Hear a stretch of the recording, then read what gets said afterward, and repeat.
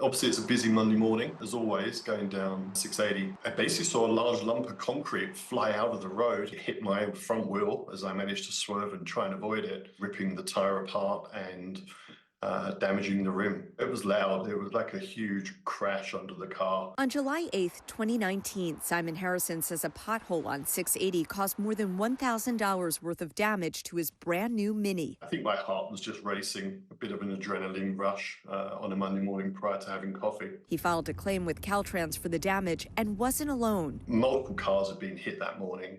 We were about 8 of us pulled over with the CHP, writing up reports as the road was just disintegrating at that point. But on September 10th of that same year, he received a letter from Caltrans saying the California Department of Transportation had determined it's not liable and rejected his claim. How did I feel? I think frustrated.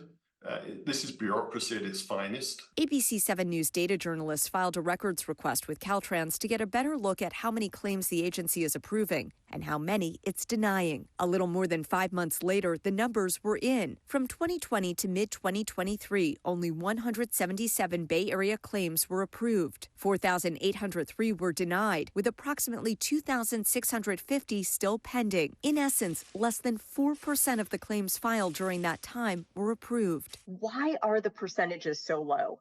We're trying to settle it out if the evidence is there. Hector Chinchilla is a public information officer for Caltrans. People have the right to make a claim if they feel that something in the road or Caltrans related caused them some harm or some cost. The number of Bay Area Caltrans claims under $10,000 spiked in 2023. And that same year, the something in the road was potholes. In 2023, 90.3% of the claims in the Bay Area under $10,000 mentioned potholes. What we definitely saw last year was historic rains. The condition of the road was such that it was crumbling. It was crumbling all the time. But while Caltrans invites drivers to apply for reimbursement if a pothole damages your car on a state road, it doesn't appear they're paying very many of the claims they receive. Going through our process is not just a courtesy to the public, but also to our court system. One that doesn't feel particularly courteous to drivers like Harrison. His rejection letter stated he had 6 months to file a court action on the claim, but he says when he called Caltrans, he was discouraged from filing in small claims court and told Caltrans would fight it and the judge would rule in Caltrans' favor. I cannot speak to the claims office and what they told them.